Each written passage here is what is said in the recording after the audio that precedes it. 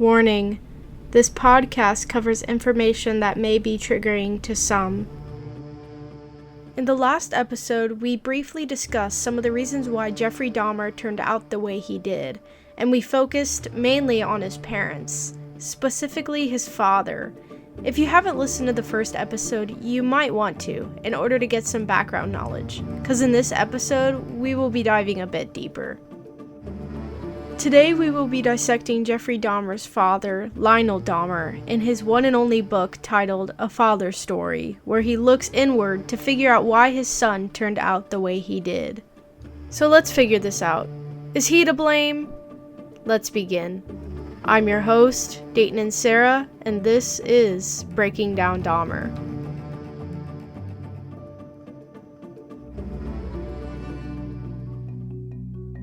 So, I just recently purchased Lionel's book, which was published in 1994, only a year before Jeffrey's passing, and there's quite a bit covered within it.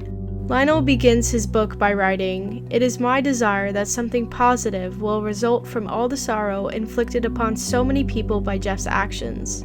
It is in the spirit of this desire and in sincerest sympathy that I intend to donate a portion of the proceeds from this book to benefit victims' families. While no donation can atone for such tremendous loss, I hope that what little I am able to do will help in some way." Now, if I were someone who hadn't seen the show, Monster, the Jeffrey Dahmer Story, nor read up on the backstory to the creation of this book, I would think this is very kind. But I think we all heard me say the word portion. That's right. He only wanted a portion of the money to go to the families, which means that he was profiting off of the fact that he was the father of an infamous serial killer. You know, something I didn't know was this was a huge topic of discussion all across the media after the Netflix show was released, since it quickly became popular. And something else, Lionel actually attempted to sue Netflix because of all the hate he was receiving because of the money that he was making off of his book. Netflix kinda brought light to this. It is fair though, in my opinion. All of it. Even Lionel's attempt to sue, because Netflix did get some things wrong, and I think they did this on purpose. The show depicts that all 17 victims' families attempted to sue Lionel, but actually only 2 families did, due to the fact that Lionel portrayed their lives without permission. So, of course, the show's portrayal of the story made people quite upset. But even if they portrayed the facts, I'm sure that people would still be mad, because Lionel did in fact profit off of selling his book, and that fact stands no matter how many families sue him. But, so you know, thankfully these families did benefit from suing. So let's get back to it. Why does Lionel think he is to blame?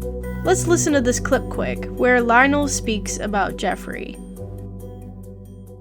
I still blame myself for not digging in more deeply with Jeff at various times to find out why he did what he did. I just hoped against hope that he would improve or talk about things and get things straightened out, whatever it is that's bothering him. Yeah, I'd blame myself too. And I think most of us know that people who are struggling with life, like Jeffrey was, don't just improve, nor open up without someone else trying to get it out of them. I don't mean to be so blunt, but Lionel obviously didn't care about Jeffrey, not as much as a parent should, and I think we can say that the fact that he blamed himself is a concern. Obviously, if he still feels guilty at the age of 84, he didn't do something right, and he knows it, hence his book. So, in A Father Story, Lionel starts at the beginning, like when Jeff was born. In the last episode, I discussed how Joyce, Jeff's mother, wasn't the best either. She had a lot of problems during and after her pregnancy, but Lionel, in his book, gives us a bit more information regarding Joyce in his first chapter. He says that after Jeff was born, Joyce was quite nervous. She couldn't handle the noises coming from below them in the apartment that they lived in around 1960. She became worse and worse as the weeks passed after Jeff's birth, and they ended up moving in with Lionel's parents in West Allis, Wisconsin. This move didn't help her much though. She actually began having seizure-like symptoms after the move, and doctors were never able to figure out what it actually was. She was on about 20 pills around that time, and the Netflix show actually portrays Joyce being on many of those pills while pregnant too. But Joyce denies that being so, and Lionel insists it's true. In an interview that he had with CBS Inside Edition, he stated that Joyce had been taking about 26 different pills, only about 1 month into her pregnancy with Jeff, but I'm uncertain as who to trust. Anyways, let's skip through Lionel's book a little bit. In chapter 5, we are reminded that Lionel got remarried to a woman named Sherry Jordan. The Netflix show makes it very clear that the two got along quite well, and that Lionel was quite protective over her and stood very close to her side. Now, with this sounding great, with Jeff's mom Joyce in mind, this actually probably wasn't the best for Jeff. So there was a place that Jeff frequented often when he was in college. This was the Summit Mall. By this point in Jeff's life, he was failing his classes and he was an alcoholic and frequently needed rides from his dad to get home from places. Well, a few nights he needed to be picked up from the mall, and his father did that majority of the time, but there came a night where he decided to let Jeff sit there on his own drunk to learn his lesson. But he writes in his book that it was Sherry that was keeping him from picking up Jeff. Okay, so I obviously understand that Jeff needed to learn his lesson, but he also needed a dad to whip him back into shape, mentally. Lionel wrote, "I felt that I simply could not return him back to my house in that state. Sherry had been through enough. We had only been married for only a short time by then, and Jeff had made those early months a considerable burden. I realized that it was my time to say no to him." You know, I understand. I get it. Say no and maybe he'll learn, but what was he gonna learn from this situation? Lionel thought he was just gonna stop drinking since he said no. I just think it's funny because Lionel knew about psychiatry quite well. So much so that when Jeffrey got caught, he begged the judge to rather get him psychological help than to put him on death row. So why didn't he get his son some help?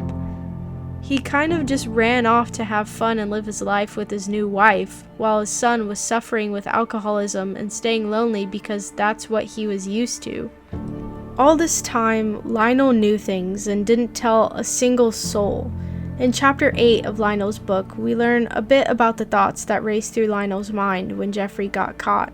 He wrote, "For the next few hours, my inner world took on the sinister atmosphere of a dark and desperately guarded secret. It was not a feeling that was new to me, however, but one which, over the years, I had grown accustomed to. In 1988, when Jeff had been arrested for child molestation, I had kept it a secret. I had also kept secret all the other things I had learned after that. I'd kept Jeff's earlier arrest for indecent exposure a secret. I'd kept his homosexuality a secret, his addiction to pornography, his theft of a department store mannequin, everything a secret." Lionel did nothing about any of that. Keeping it all a secret? Why? Another thing I have to mention is the part in this book where Lionel writes, "I've come to believe that some of the compulsions that overwhelm my son may have had their origins in me." Lionel is saying that he had the urge to murder at one point, too. What? Okay, guys, I'm leaving you with this.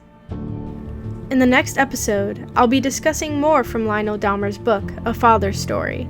Once again, I'm your host, Daytin and Inserra, and I hope you tune in next time for another episode of Breaking Down Dahmer.